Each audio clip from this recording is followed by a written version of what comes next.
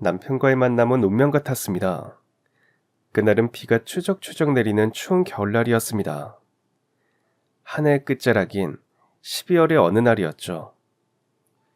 당시 서울의 한 초등학교에서 근무 중이던 저는 일에 치여 사느라 꽤나 힘든 하루들을 보내고 있었습니다. 같이 일하는 선생님들 때문에 힘든 것도 있었고, 수업으로 힘든 것도 있고, 또 그때 집 사정이 별로 안 좋았거든요. 돈 문제가 생겨서 큰딸인 제가 월급의 절반 이상을 보내드려야 했는데, 가족 모두 그걸 너무 당연하게 생각해서 답답한 상황이었죠. 힘든 상황들이 한 번에 겹쳐서 혼자만이 속상해하던 하루하루였습니다. 그때 제가 유일하게 숨 쉴 수 있는 시간은 바로 영화 보는 시간이었습니다. 집에서 혼자 보는 것도 좋지만 그러면 괜히 더 쓸쓸해지더라고요. 그래서 일주일에 한 번은 꼭 영화관에 갔습니다. 밥을 한 끼 굶을지언정 영화는 꼭 보러 갔었죠. 남편을 만나게 된 비오는 12월. 그날도 퇴근 후 혼자 영화관에 갔습니다. 안 그래도 우울한 날이라 밝은 영화를 보고 싶었는데 유일하게 안 본 영화가 되게 슬픈 로맨틱 코미디였습니다. 선택지가 없던 저는 커피 한 잔을 사서 영화관에 들어갔고 결국 영화를 보면서 펑펑 울었습니다. 영화가 끝나고 엔딩 크레딧이 올라가는 와중에도 눈물은 멈출 줄을 몰랐고 사람들이 하나둘 상영관을 빠져나가는데도 자리에 앉아 흐느끼기만 했죠. 그때 누군가 제게 손수건을 내밀었습니다. 손수건을 받는 순간 우리의 인연은 시작되었고 그 사람이 바로 제 남편이 되었습니다. 영화관 근처에서 직장을 다니던 남편도 저처럼 혼자 영화관에 가는 것이 취미였습니다. 혼자서 영화관을 찾던 저희는 2년이 된 후에는 같이 영화관을 가는 사이가 되었습니다. 힘든 마음을 달래려고 영화를 봤는데 그 영화들 얘기를 하며 남편하고 금방 가까워질 수 있었습니다. 얘기를 잘 하기도 했지만 그만큼 잘 들어주기도 했던 남편과의 대화는 언제나 즐거웠죠. 이렇게 편할 수가 있나 싶게 제 고민을 털어놓을 수도 있었고요. 그리고 참 신기하게도 남편하고 만나고 복잡했던 제 상황이 하나씩 잘 풀려나갔습니다. 집에 있던 돈 문제도 잘 해결이 되었고 학교에서 힘들었던 것들도 점차 나아졌죠. 벼랑 끝에 아슬아슬하게 서 있는 듯한 제게 남편이 참 행운 같은 존재였습니다. 그만큼 남편에 대한 애정이 깊어졌고 결혼까지 약속하게 되었습니다. 서로에게 확신을 갖고 곧바로 부모님께 인사를 드렸는데 시부모님 또한 정말 좋은 분들이셨습니다. 아이고, 우리 아들한테 얘기 많이 들었어요. 어쩜 이렇게 예쁠까? 참 예쁘다 예뻐. 아들만 둘을 키우셔서 그런가 집안에 들어온 첫며느리인 제가 예뻐 보이셨나 봅니다. 따뜻한 말과 행동으로 제게 큰 애정을 보내주셨습니다. 저희 부모님이 참 무뚝뚝하시거든요. 특히 3남매 중 유일한 딸이자 장녀인 제겐 더욱 매정하신 분들입니다. 딸이라면 당연히 아들을 위해 희생해야 한다. 장녀는 모든 걸 감수해야 한다. 그렇게 생각하시는 분들이었죠. 그래서 그런지 시부모님의 애정이 더 감사했습니다. 남편 복도 모자라서 시댁복까지 받았구나 생각했습니다. 양가 어른들께 인사드리고 천천히 식장을 알아봤는데 결혼식 올리는 게 쉬운 게 아니더라고요. 위치, 가격, 음식 같은 모든 것을 고려해서 고른 식장은 이미 1년치 예약이 거의 다 차 있는 상태였습니다. 하는 수 없이 1년 반 정도 뒤에 식장을 예약하고 조금 천천히 결혼 준비를 하기로 했습니다. 오히려 널널하게 준비할 수 있어서 마음도 편하고 더 꼼꼼하게 할 수 있어 좋더라고요. 우리 집은 좀 일찍 알아보는 게 어때? 오빠도 그렇고 나도 그렇고 지금 집 계약 얼마 안 남았잖아. 어릴 때부터 자취를 오래 해서 그런가 집은 까다롭게 고르고 싶었습니다. 공부할 때 고시원에서도 살아보고 친구랑 원룸에서도 살아보고 혼자 엘리베이터 없는 원룸 5층도 살아보다 보니까 집이 참 소중하고 중요하다고 생각이 되더라고요. 남편도 서울에 있는 대학에 다니게 되면서부터 자취를 해서 신혼집에 대한 로망이 있었습니다. 그래서 저희는 식장 알아보고 바로 집부터 찾아보기 시작했죠. 주말마다 열심히 집을 보러 다니는데 예상했던 것보다 서울 집값이 많이 비싸더라고요. 남편 직장이랑 제가 일하는 학교랑 거리가 가까워서 그 근처 집을 알아보고 있었는데 좀 떨어진 곳으로 가야 하나 고민하던 중 시아버지께서 남편에게 전화를 하셨습니다. 전화를 받던 남편의 표정이 점점 안 좋아졌습니다. 한참 동안 심각하게 전화를 하던 남편은 전화를 끊고 조심스럽게 입을 열었습니다. 어머니가 당뇨 때문에 신장에도 문제가 생기셨나 봐. 시어머니께서 당뇨가 있으신데 그로 인한 합병증이 생기신 것 같았습니다. 그것뿐만이 아니라 원래 다리랑 손목도 안 좋으셨거든요. 시부모님께서 갖고 계시는 과수원 규모가 상당해서 예전엔 젊은 사람들을 몇 명 고용해서 같이 일하셨다는데 언젠가부터 동네 사람 최소 인원만 고용해서 일을 하신다고 했습니다. 그러니 일거리가 많은 시부모님 건강이 성하신 게 이상할 정도였죠. 연애할 때 남편이 한번 얘기한 적이 있습니다. 시부모님이 하시는 과수원을 나중에 물려받을 생각이 있다고 했습니다. 시부모님께서 엄청난 애정을 가지고 가꾸신 건데 누군가는 가업을 이어받아야 마땅하다고 생각하고 있고 그게 남편의 동생인 도련님보단 남편 본인이 더 적성에 맞을 것 같다고 했죠. 사뭇 진지하게 말한 남편의 이야기에 저는 아무렇지 않게 대답했습니다. 우와, 멋있다. 그럼 난 그 근처에 있는 분기에서 일하면 되겠다.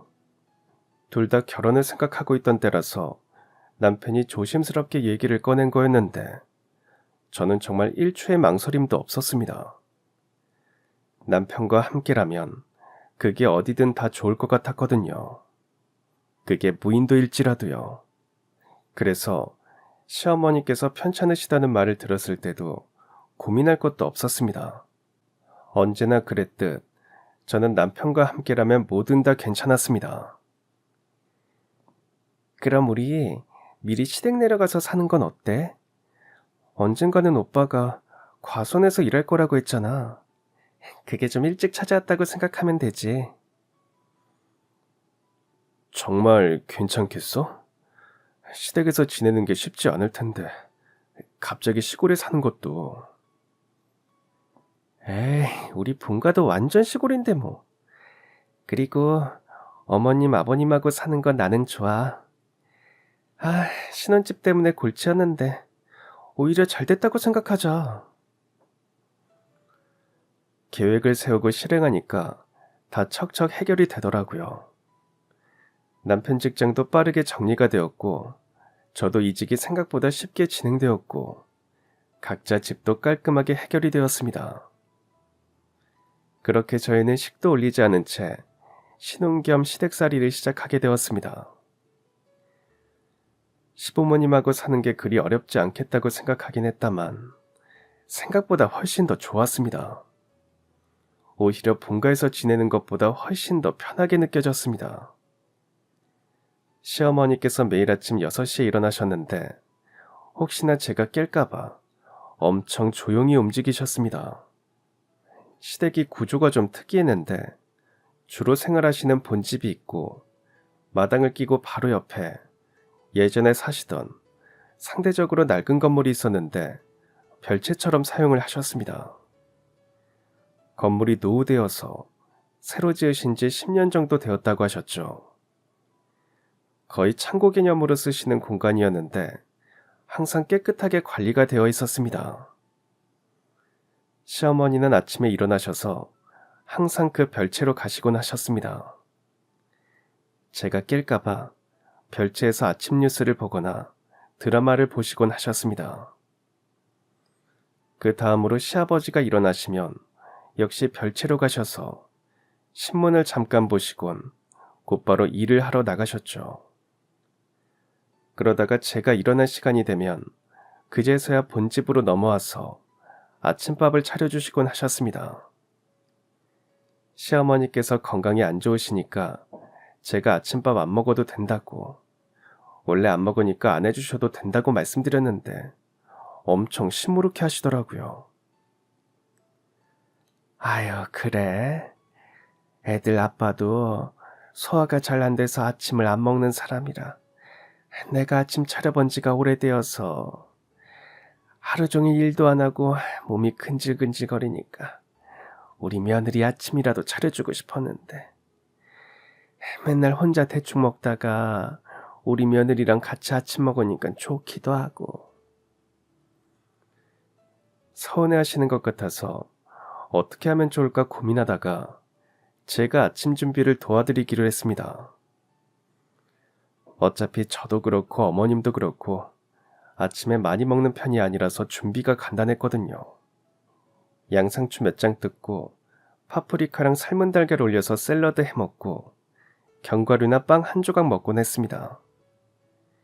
시어머니 식단도 챙길 수 있어서 좋더라고요. 20분 남짓한 아침 식사 시간이었지만 시어머니와 맑은 정신으로 대화 나누는 것도 좋았습니다. 하루 일과를 모두 마치고 시부모님과 남편과 둘러앉아 하루를 마무리하는 것도 참 행복했습니다. 시어머니께서 평생 일을 하시다가 갑자기 일을 안 하시니까 많이 무료해 하셨거든요. 자꾸 일하려고 하시고 집 청소하시고 하시길래 제가 어머님께 보드게임을 사드렸습니다. 실은 제가 학교에서 근무할 때 애들한테 보드게임 많이 하라고 했거든요. 교실에 구비도 해두었고요. 아이들이 재밌어하던 보드게임 몇 개랑 퍼즐이나 숨은 그림 찾기 같은 거 사드렸는데 엄청 재밌어 하셨습니다. 그래서 언제부터인가 밤에 넷이 모여 보드게임 하는 게 자연스러운 일상이 되었죠. 남편도 그렇고 시부모님도 그렇고 저와 성격도 비슷하고 결이 맞아서 사이좋게 지낼 수 있었습니다. 성인 되고 줄곧 서울에서 살다가 갑자기 하게 된 시골살이와 더불어 시댁살이까지 하게 되어서 남편이랑 저랑 솔직히 걱정이 좀 되었는데 언제 그랬냐는 듯 둘 다 금방 적응했고 서울에 있을 때보다 훨씬 더 행복하게 지냈습니다. 마치 그래야 하는 운명이었던 것처럼 말이죠. 좋았던 건 시댁뿐만이 아니었습니다. 일하게 된 학교도 정말 마음에 들었습니다. 시어머니 편찮으시단 말 듣자마자 근처 학교를 알아봤는데 남편이 다녔던 학교는 이미 폐교되었더라고요. 그나마 가까운 곳이 차로 30분을 가야 있는 학교였습니다. 전교생이 30명도 안 되는 곳이었는데 어떻게 운 좋게 갈 수 있게 되어서 새학기 되면서 바로 아이들을 만날 수 있었습니다. 전에 있던 학교에서 불편했던 선생님이 있었거든요. 제가 옆에 지나가기만 해도 궁시렁거리며 눈치를 주고 일을 못 시켜서 안달이었던 남자 선생님이었는데 그 일 때문에 새로운 선생님들을 만나는 게 걱정이 되었습니다. 괜히 꼬투리 잡힐까봐 눈치도 보였고요. 그래서 학교 들어가고 첫 근무하러 갈 때보다 훨씬 더 떨리는 마음으로 갔는데 다 제 기우였습니다. 선생님들이 너무 좋으시더라고요. 저를 포함해서 선생님들이 총 5명이었는데 모두 너무 좋은 분들이셨습니다. 시골의 아담한 학교로 모이게 된 이유는 제각각이었지만 모두 아이들을 사랑한다는 마음은 같았습니다. 진심으로 아이들을 사랑하는 분들이셨고 그만큼 수업 준비도 열심히 하시고 서로에게 좋은 영향을 주는 분들이셨죠. 모두 멋진 분들이셔서 제가 많이 따르고 존경하게 되었습니다. 이 또한 제가 이곳에 왔기에 얻을 수 있는 큰 행복이라고 생각했습니다. 저희 학교는 아이들 수가 많지 않아서 두세 학년을 묶어서 복식 학급으로 운영을 했습니다. 저는 1, 2학년을 맡게 되었죠. 1, 2학년은 합해서 총 8명이었습니다. 2학년 4명, 1학년 4명이었는데 아이들이 정말 예뻤습니다. 아이들의 때묻지 않은 순수함은 보고만 있어도 절로 미소가 지어졌습니다. 제가 처음 아이들을 만난 날, 아이들은 멍한 표정을 짓는 것도 잠시 귀여운 목소리로 제게 질문을 쏟아냈습니다. 선생님은 몇 살이에요? 선생님 결혼했어요? 선생님 서울에서 살아요? 선생님 집 서울이에요? 치마 예뻐요. 공주님 같아요. 저는 집에 왕관이 있는데 내일 보여드릴까요? 아이들이 정말 너무 귀엽더라고요. 아이들이 소수라서 한 명 한 명 더 자세히 들여다볼 수 있고 더 꼼꼼하게 신경 써줄 수 있는 게 참 좋았습니다. 그리고 요즘엔 분교라고 해서 배울 거 못 배우고 노후되고 그렇지 않거든요. 오히려 자치구에서 지원해주는 것도 많고 타 학교랑 연계 수업도 많이 하고 있습니다. 온라인 수업도 잘 되어 있어서 배움의 폭도 넓은 편이고요. 수도권 아이들처럼 빠르게 앞지르는 건 못할지언정 천천히 다양한 것들을 학습하고 있습니다. 저도 다양한 수업 계획하니까 재미도 있고 사명감도 생겨서 만족도 높게 일하고 있고 말이죠. 교사도 아이들도 배울 점이 참 많은 매력 있는 곳이라고 생각합니다. 전교생 수도 적고 다 인근 동네 아이들이라 연령 상관없이 친하고 어울릴 수 있다는 것도 장점이었습니다. 누구 하나 안 예쁜 애들 없이 참 소중한 아이들이었습니다. 이토록 맑고 예쁜 아이들 중에서도 특히 제가 마음을 많이 준 아이가 있었습니다. 1학년 중 유일한 남자아이였는데 이름을 승민이라고 하겠습니다. 총 4명의 1학년 중 3명이 여자아이였고 딱 1명, 승민이만 남자아이였습니다. 저학년 때까지는 남자아이들이 여자아이들보다 작은 경우가 종종 있더라고요. 승민이가 딱 그랬습니다.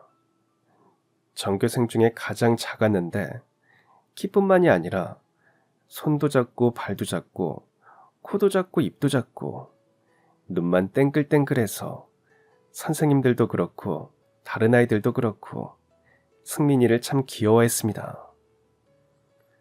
승민이는 귀여운 생김새만큼이나 목소리도 참 귀여웠습니다. 혀가 좀 짧은 승민이가 한마디 한마디 할 때면 모두 귀여워서 자지러질 정도였습니다.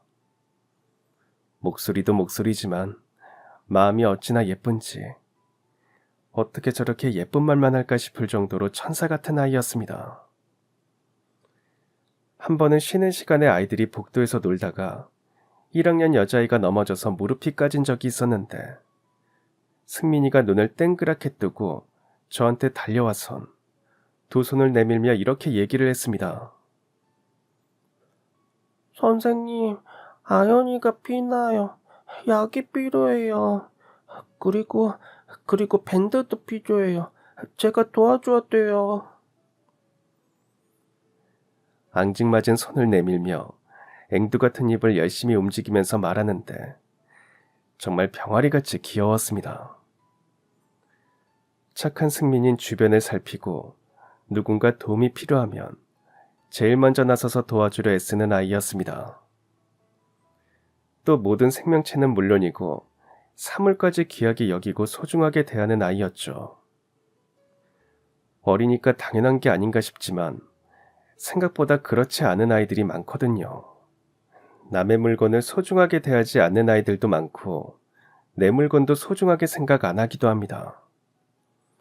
연필이 조금 짧아지면 그냥 버리고 다 같이 보는 책을 거칠게 다루고 학급 물품을 정리 안 하는 행동들에서 나타나죠.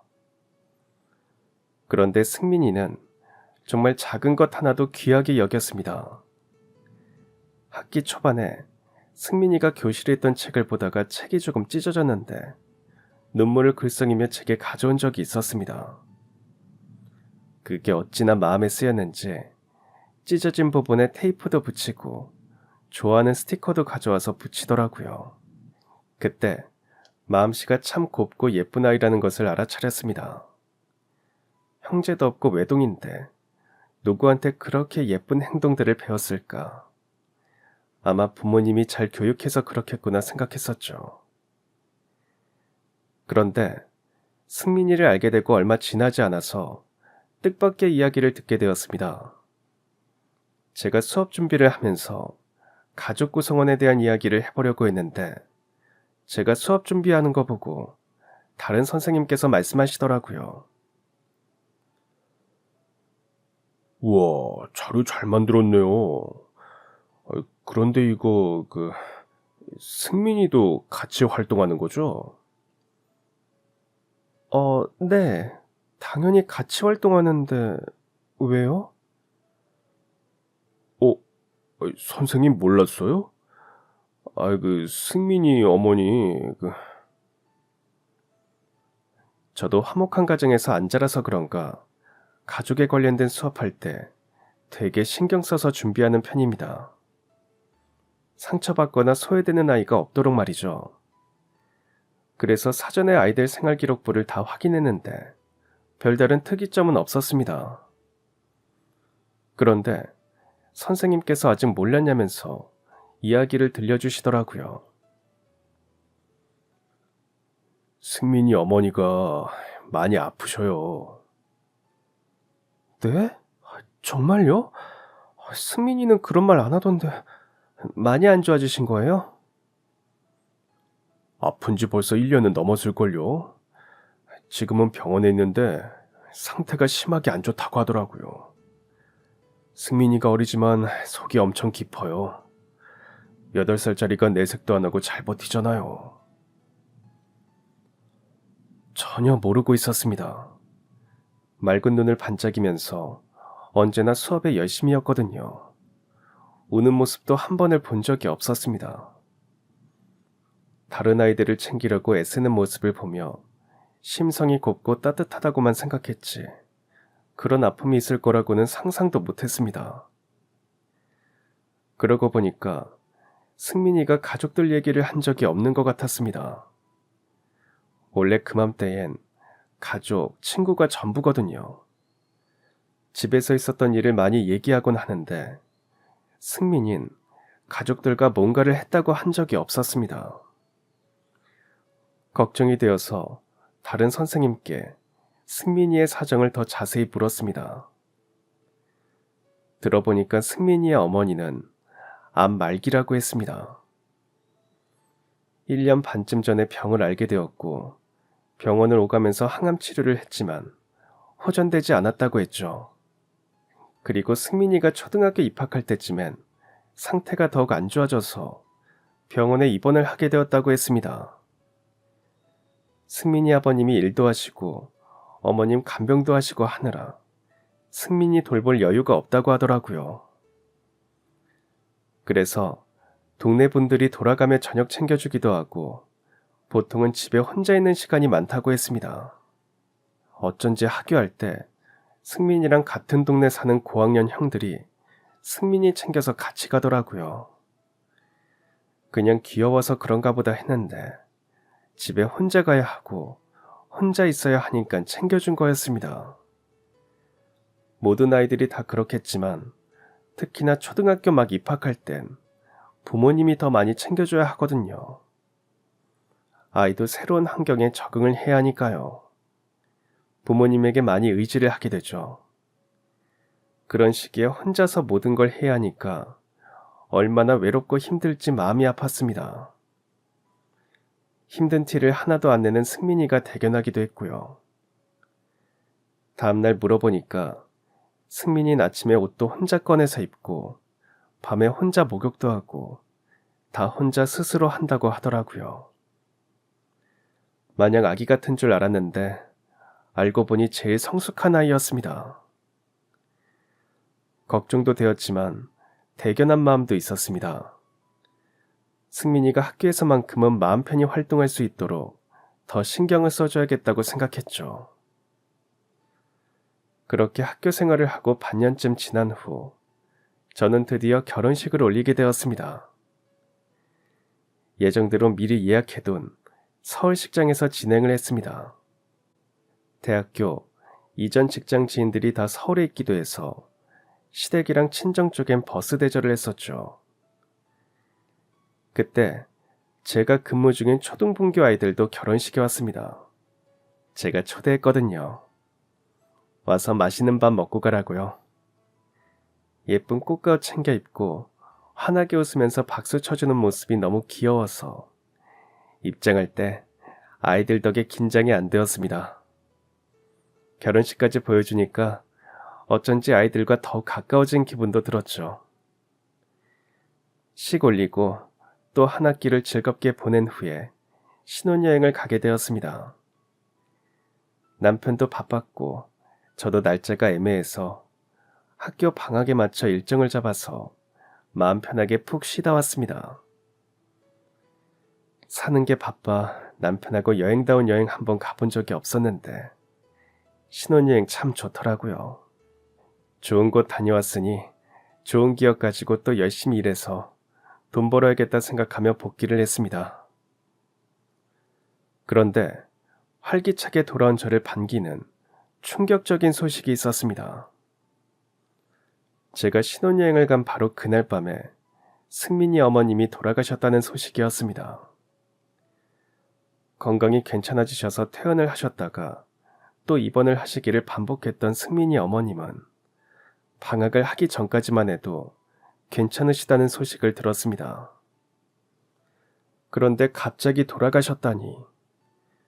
선생님들께서도 장례식을 다녀왔다고 하셨는데 승민이가 그렇게 우는 건 처음 봤다고 하시더라고요. 가족들 모두 힘들어하고 있다고 했죠. 늦었지만 승민이를 만나러 가야 하나 고민하다가 결국 퇴근길에 승민이를 찾아갔습니다. 승민이가 평소에 좋아하던 과자랑 간식 꾸러미를 사서 찾아갔습니다. 승민이 집 앞에서까지 한참을 고민하다가 대문이 열렸는데 승민이 할머님께서 나오셨습니다. 가끔 승민이를 봐주시려고 집에 오신다고 들었거든요.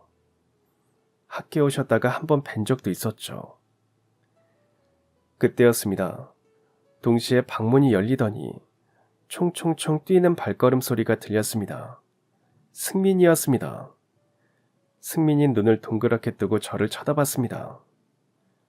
선생님이 여길 어떻게 왔냐는 듯한 놀라움의 눈빛이었습니다.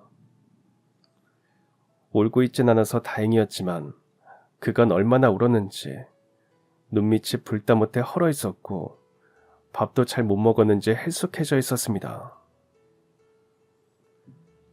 승민이 슬플 때 선생님이 옆에 못 있어줘서 미안해. 많이 힘들었지. 이거 승민이가 좋아하는 과자야. 아빠랑 할머니랑 나눠 먹어. 승민이는 작게 감사하다고 대답하며 저를 안아줬습니다. 그 작은 품이 너무 따뜻해서 하마터면 제가 눈물을 흘릴 뻔했습니다. 쏟아지려는 눈물을 애써 참고 얼른 승민이 집을 빠져나오려고 하는데 승민이 아버님이 퇴근을 하시고 집에 들어오셨습니다. 승민이 아버님은 멀리서만 한번 봤었고 가까이서 뵌 적은 처음이었습니다. 승민이 아버님도 승민이처럼 눈 주변이 시뻘겋고 안색도 안 좋으시더라고요. 아버님과도 인사를 나누고서 집으로 향했습니다. 깜깜한 시골길을 운전해서 집으로 천천히 가는데 어두운 하늘만큼 제 마음도 깜깜했습니다. 저 어린아이가 이별을 어떻게 감당할 수 있을지, 가족들 중 크게 아픈 사람 없는 게 얼마나 축복인 건지 또 한 번 깨달으며 하루를 마무리했습니다. 얼마 뒤 계약을 하게 되었고 저는 다시 승민이를 만났습니다. 다행히도 승민이는 전보단 컨디션이 좋아 보였습니다. 친구들과도 잘 지내고 수업도 집중해서 잘하고 웃을 때도 있었죠. 그런데 그렇게 잘 지내다가도 한 번씩 멍한 표정을 짓곤 했습니다. 무언가 골똘히 생각하는 것 같기도 했고 심각하게 집중하는 것 같기도 했죠. 승민아, 무슨 생각해? 무슨 고민이 있어? 선생님, 우리 아빠가 맨날 울어요. 제가 노래도 불러드리고, 책도 읽어드리고, 게임도 알려드렸는데도 밤만 되면 울어요. 승민이 아빠 걱정을 하고 있었습니다. 자신이 뭔가 도움이 되고 싶은데 그러지 못하는 상황에 답답함을 느끼는 듯 했습니다. 하지만 뭔가 뾰족한 수가 있진 않았죠. 승민이의 아빠 걱정은 계속되었습니다. 승민이 아버님은 매일 어머님 사진을 보며 우신다고 했습니다. 어머님 사진을 빤히 보기도 하고 품에 안아보기도 하고 조심스럽게 쓸어내리기도 한다고 했죠. 또 밥도 잘 안 드신다고 하더라고요. 할머님께서 걱정이 되어서 가끔 집에 오셔서 밥을 차려주시는데도 아버님은 매일 조금만 드신답니다. 또 웃지도 않고 말도 많이 안 하신다고 했죠. 승민이 매일 아빠 걱정을 했습니다. 승민이가 손재주가 좋아서 미술 활동을 좋아하고 또 잘했는데 항상 활동한 작품을 아빠 가져다 준다고 좋아했죠. 하지만 아버님의 슬픔은 그리 빠르게 지워지지 않으셨나 봅니다. 승민이 어머님이 돌아가신 지 석 달이 거의 다 되던 어느 날이었습니다. 수업이 모두 끝나고 아이들이 학교를 하는데 승민이가 제게 다가왔습니다. 그리고 결의에 찬 눈빛으로 말했습니다. 선생님, 저희 아빠랑 데이트 한 번만 해줄 수 있으세요? 아빠가 엄마 병원에 계실 때 엄마한테 맨날 그랬거든요. 병원에서 나가면 꼭 데이트하자고요. 그래서 얼른 나와서 데이트하자고 했어요. 그런데 그걸 못해서 그래서 아빠가 자꾸 엄마 사진을 보는 것 같아요. 아빠가 데이트하면 기분이 좋아질 것 같아서 착한 선생님이랑 데이트하면 좋을 것 같은데. 엄청 당황을 했는데 승민이는 데이트라는 게 그냥 노는 것 정도로 알고 있더라고요. 승민이 아버님이 너무 힘들어 하시니까 밖에서 놀면 기분이 좋아지지 않을까 했나 봅니다. 얼마나 열심히 고민했을까 기특하기도 하고 승민이의 순수한 마음이 예쁘기도 했습니다. 일단은 선생님이 시간이 언제 되나 확인해 본다고 하고 승민이를 집에 보냈습니다. 그리고 그날 퇴근해서 남편한테 이 사실을 알렸죠. 제가 평소에도 남편한테 애들 얘기 많이 하거든요. 남편도 워낙 아이를 좋아하는 사람이라 학교 얘기해주면 재밌어 합니다. 아이들 이름도 다 외우고 있고요. 특히 승민이 얘긴 하도 많이 해서 잘 알고 있었습니다. 승민이가 그런 말을 했구나. 그럼 나도 같이 가볼까? 아무래도 내가 남자니까 대화하기 편할 수도 있잖아. 같은 유부남이고 하니까. 승민이한텐 아빠한테 데이트라고 하면 놀라실 수 있으니까 가정방문을 한다고 전하라고 했습니다. 승민이는 벌써부터 기대가 되는지 눈을 반짝이며 알겠다고 했죠. 그리고 그 주 주말 남편과 함께 승민이네를 찾았습니다. 이번엔 승민이가 대문을 열어주었습니다. 총총총 뛰는 승민이를 따라 집 안으로 들어갔습니다. 따뜻한 집 여기저기엔 행복한 가정 환경이 드러났습니다. 세 식구가 함께 찍은 사진, 승민이가 그린 그림, 승민이 아기 때 사진 등 부모님이 얼마나 승민이를 사랑하는지 알 수 있었습니다. 승민이 아버님은 허둥지둥 주방을 정리하며 커피를 들고 나왔습니다. 오셨어요, 선생님. 제가 커피를 좀 타왔는데 주방에 오랜만에 들어가서 주전자를 찾느라 늦었네요. 이쪽은 누구신지? 아, 제 남편이에요. 아버님 얘기 들어드리는데 도움이 될까 해서 같이 왔어요. 승민이 아버님은 제 남편에게도 정중히 인사를 하곤 커피를 상에 내려놓으며 앉았습니다. 요즘에도 가정 방문을 하는 줄은 몰랐네요. 오시기 힘들지 않으셨어요? 대화를 시작하려고 하는데 남편이 앉지 않고 서 있더라고요. 저랑 승민이 아버님은 진작에 앉았는데 말이죠. 왜 이러나 싶어서 올려다봤는데 남편 표정이 이상했습니다. 굉장히 어둡고 뭘 잘못 보기라도 한 것처럼 믿을 수 없다는 표정을 짓고 있었죠. 제가 불러도 남편은 꿈쩍도 하지 않았습니다. 오히려 남편의 표정이 더욱 일그러졌습니다. 남편은 오직 한 사람, 승민이 아버님만을 노려보고 있었습니다. 당황하긴 승민이 아버님도 마찬가지였습니다. 남편은 여전히 앉지 않은 채 묵직한 목소리를 냈습니다. 당신 저 알죠? 이름이 윤현식 맞죠? 저 진짜 몰라요? 남편은 화가 난 듯이 물었고 승민이 아버님은 여전히 당황스러운 표정을 짓고 있었습니다. 그럼 우리 과수원 10여 년 전에 당신이 일했던 과수원은 기억나죠? 당신이 도망쳤던. 남편이 대뜸 과수원 얘기를 꺼냈습니다. 일했다니, 게다가 도망쳤다니, 대체 무슨 소리를 하는 건가 혼란스러운데 승민이 아버님 표정을 보니까 남편이 헛소리를 하는 게 아니더라고요. 승민이 아버님은 귀신이라도 본 듯 놀란 표정이었습니다. 그리곤 떨리는 목소리로 잠깐만 기다려달라고 하더니 방에 있던 승민이를 옆집에 데려다 주고 왔습니다. 남편과 승민이 아버님 사이에 어색한 기류가 흘렀습니다. 그것도 잠시 승민이 아버님이 고개를 푹 숙이더니 남편에게 대뜸 사과를 했습니다. 이게 대체 무슨 상황인지 남편에게 물었고 남편은 10여 년 전에 있었던 이야기를 들려줬습니다. 때는 남편이 대학교에 다닐 때였다고 했습니다. 여름방학을 맞아서 잠깐 본가에 내려오게 되었대요. 아르바이트 때문에 오래 있지 못했고 일주일 정도만 본가에 있었다고 했습니다.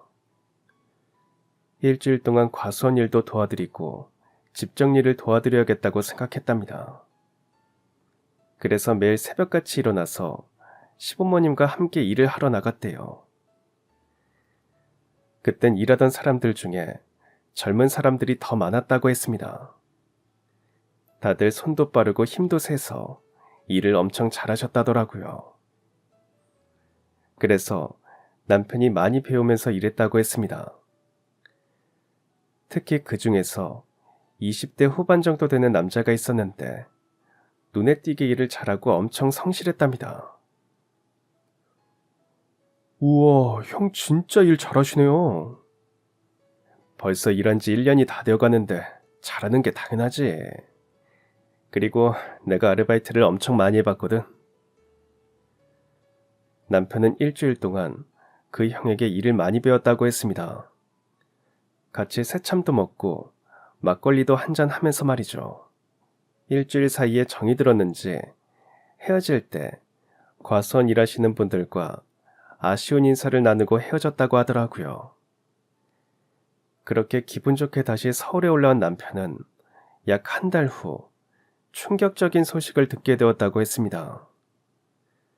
그토록 성실하던 그 청년이 과수원 일을 나오지 않는다고 했습니다.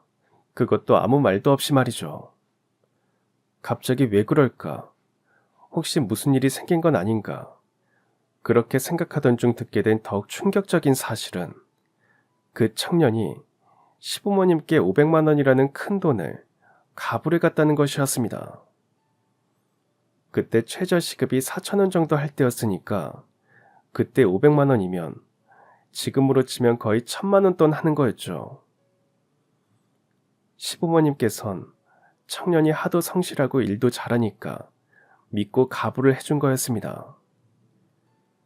그런데 갑을 받자마자 일을 안 나오기 시작했고 처음엔 시부모님께서도 청년을 걱정하셨답니다. 무슨 일이 생겼나 싶어서요. 그런데 하루가 지나고 이틀이 지났고 청년은 모습을 드러내지 않았습니다. 1년을 같이 일했는데 아는 거라곤 이름과 나이, 전화번호 정도였답니다. 그땐 뭐 계약서 같은 거 쓰지도 않던 시절이었으니까요. 시부모님은 수소문을 해서 찾으려고 했지만 같은 동네 살던 청년이 아니라서 찾을 수가 없었다더라고요. 아버지, 그럼 경찰에 신고를 하세요. 아유, 됐다. 신고는 무슨. 인생 경험했다 생각하련다. 뭔 사정이 있었겠지. 넌 신경 쓰지 말고 공부해라. 결국 청년의 행방은 찾을 수 없었고 이 일을 계기로 시부모님께서는 잘 모르는 젊은 사람들을 고용하지 않게 되었다고 하셨습니다. 남편한테 티는 안 내셨지만 시부모님께서도 상처를 받으신 것 같다고 했습니다. 그런데 그 청년이 바로 승민이 아버님이라는 겁니다. 동네에서 수소문해서 찾을 수 없던 승민이 아버님은 옆옆 마을에 살고 있었죠. 선하게만 보였던 승민이 아버님이 그런 행동을 하셨다니 저도 적잖이 놀랐습니다. 승민이 아버님은 고개를 푹 숙이고 말했습니다. 정말 죄송합니다. 변명의 여지가 없습니다. 모두 제 잘못이에요. 제가 동생놈이 하나 있는데 지금은 나아졌지만 예전엔 정말 철도 없고 말도 안 들었습니다. 그때 동생이 사고를 쳐서 돈이 필요해서 그만. 죄송합니다. 갑을 받은 돈으로 사고 친 거 수습을 했으면 돌아왔어야죠. 왜 안 왔는데요? 돈이 부족해서 곧장 다른 곳에서 일을 했습니다. 죄송하다고 문자라도 드릴까 싶다가도 그게 더 무책임한 것 같고 얼굴 뵐 면목도 없고 그래서 평생 죄스러운 마음으로 살았습니다. 나중에 남편이 저한테만 얘기해줬는데 그 청년한테 갑을 해줬던 그 돈이 사실은 시부모님께서 여행 가려고 모으신 돈이었다더라고요. 평생 일만 하시던 두 분께서 겨울에 짧게 국내 여행이라도 다녀오라고 모으신 돈이었다던데 결국 여행은 미뤄지고 나중에 남편이 해외로 여행 보내드렸다고 했습니다. 승민이 아버님은 정말 죄송하다고 하면서 다음날 저희 집에 찾아왔습니다. 그리고 시부모님께 무릎을 꿇고 사과를 했습니다. 정말 죄송합니다, 사장님. 제가 철이 없었습니다. 그러면 안 되었던 건데 저 믿어주셨던 마음 저버려서 정말 죄송합니다. 그 돈은 제가 꼭 갚겠습니다. 벌써 세월이 많이 흘렀으니까 두 배로 해서 갚겠습니다. 아유, 됐네 이 사람아. 다 지난 옛날 일에.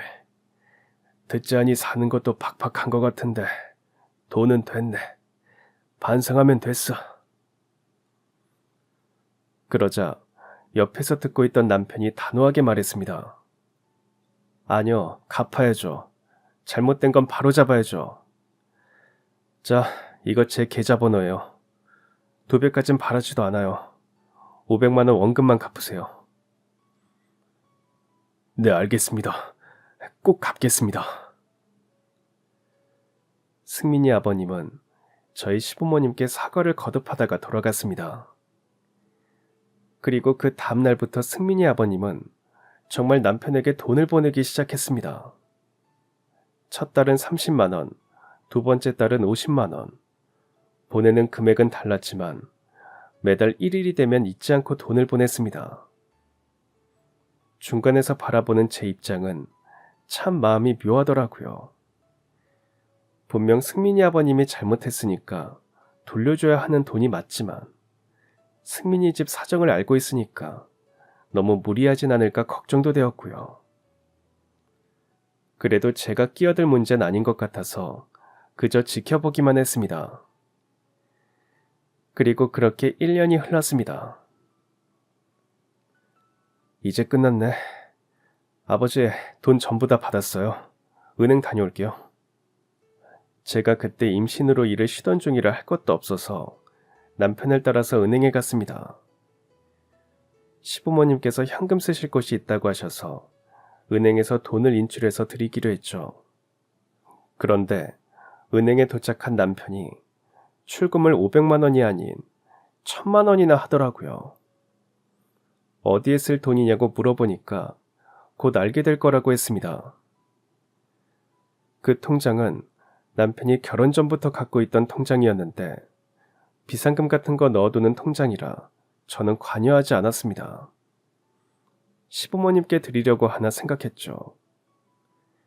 은행에서 나온 저희는 집으로 향했고 남편은 제 예상과 다르게 500만 원만 시부모님께 드렸습니다. 그리고 향한 곳은 다름 아닌 승민이네 집이었습니다. 여긴 왜 왔어? 돈 다 갚았으니까 이제 올 일 없는 거 아니야? 내가 잠깐 얘기 좀 하자고 했어. 승민이는 학교에서의 시간이었고 마침 승민이 아버님은 쉬는 날이라고 하시더라고요. 저희 세 사람은 1년 전처럼 어색하게 마주 앉았습니다. 남편이 대체 무슨 말을 하려고 그러나 어리둥절한 건 승민이 아버님도 마찬가지였죠. 남편은 품에서 돈 봉투를 꺼냈습니다. 시부모님께 500만 원을 드리고 남은 500만 원이 들어있는 돈 봉투였습니다.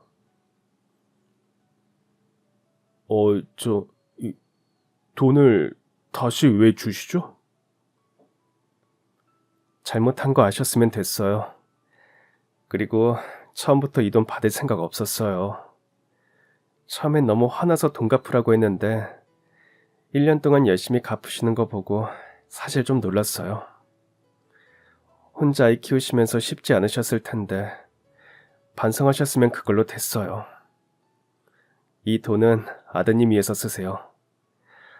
그리고 저희 부모님은 돈 다 갚은 걸로 알고 계세요. 남편이 그런 생각을 하고 있는 줄은 몰랐습니다. 승민이 아버님은 눈물을 뚝뚝 흘리셨습니다.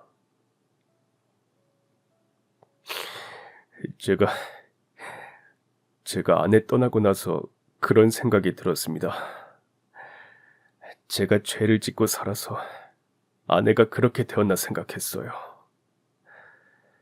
길에 쓰레기 버리지 말걸, 무단횡단 하지 말걸, 좀 더 친절하게 말할걸, 도움 필요한 사람들 도울걸, 그때 사장님께 갑을 받고 도망치지 말걸. 정말 후회스러웠습니다. 지금도 그렇고요. 죄를 지어서 내 인생이 이렇게 살게 되는 건가 후회했습니다. 그러니 지금부터라도 후회 없는 인생을 살겠습니다.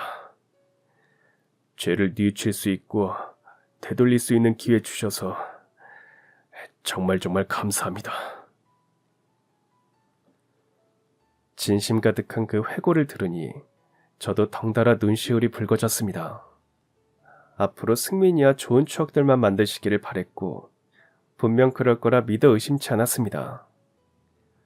과거엔 어땠을지언정 제가 본 승민이 아버님은 승민이를 참 많이 사랑하시는 아주 든든한 부모였으니까요. 집으로 돌아가는 길 남편에게 물었습니다. 어떻게 그런 생각을 했어? 당신이 돈 돌려줄 생각하고 있는 건 전혀 몰랐네. 나도 처음엔 그냥 돈 다 받으려고 했어. 그런데 나도 이제 곧 누군가의 아빠가 되잖아. 내 자식이 생긴다고 생각하니까 세상을 보는 눈이 달라지더라고. 그러면서 저번 입장도 조금은 이해가 되는 거야. 진심으로 반성하고 있다는 것도 느껴지고. 또 아내 없이 홀로 아이를 키우는 게 쉽지 않은 일이니까. 그래서 용서받을 수 있는 기회를 주고 싶었어. 연애했을 때도 어른스러운 남편의 모습이 참 멋졌는데 어떻게 결혼하고 나니까 더 어른스럽고 더 성숙해질 수 있는 걸까요? 그런 남편에게 또 한 번 반했고 더욱 남편을 존경하게 되었습니다. 그 후 우린 다시 아무 일도 없다는 듯이 지냈습니다. 남편은 과수원에 젊은 사람들을 고용하기도 했습니다. 시부모님께서도 전보단 유연한 시선으로 바라봐 주셨죠. 초반엔 좀 걱정을 했는데 성실하고 적극적인 분들이 함께 일해 주셔서 좋은 인연이 될 수 있었습니다. 사건이 마무리되고 얼마 후에 저희 아이가 태어났습니다. 제가 그래도 수백 명의 아이들을 만났던 교사인데 육아를 잘할 줄 알았거든요. 그런데 내 자식 키우는 건 또 다르더라고요.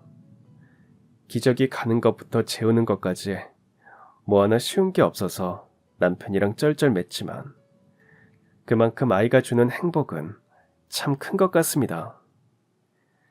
그동안 제가 만난 학부모님들 마음이 이랬을까 싶으면서 조금 공감이 되었죠. 아이를 낳은 뒤 학교에 복직을 하니 아이들을 보는 제 마음이 조금 달라졌습니다. 원래도 예쁘고 소중했지만 더 귀하고 더 예쁘고 더 소중하더라고요. 우리 아이는 언제 이만큼 크나 싶기도 하고 이렇게 순수하고 밝게 자라주면 참 좋겠다는 생각도 하게 되었습니다. 아, 승민이도 여전히 잘 지내고 있습니다. 전교생 중 제일 작았던 승민이는 아버님이 엄청 잘 먹였는지 키도 많이 크고 엄청 통통해졌습니다. 그런 모습 또한 너무 사랑스럽고 귀엽네요. 저는 지금도 분교에서 아이들을 만나며 가치 있는 하루하루를 보내고 있습니다. 학교는 교사가 아이들을 가르치는 곳이라고 생각했는데 요즘엔 제가 아이들한테 배우는 게 훨씬 더 많은 것 같습니다. 이토록 선한 영향을 주는 아이들을 위해 더 열심히 해야겠다는 생각도 들고 이 예쁜 아이들의 찬란한 미래가 정말 기대됩니다. 아이들이 학교를 다니는 동안 제가 많은 것을 도와줄 수 있으면 좋겠습니다. 또 아이들이 나중에 학창시절을 돌이켜봤을 때 기억에 남는 선생님이 된다면 더욱 행복할 것 같습니다. 아이들과 또 어떤 내일을 보내게 될지 기대되네요. 이상 작은 분교에서 일하고 있는 제 사연을 마무리하겠습니다. 그럼 지금까지 사연 들어주셔서 감사합니다. 사연이 재밌으셨다면 구독과 좋아요 부탁드려요. 감사합니다. 안녕히 계세요.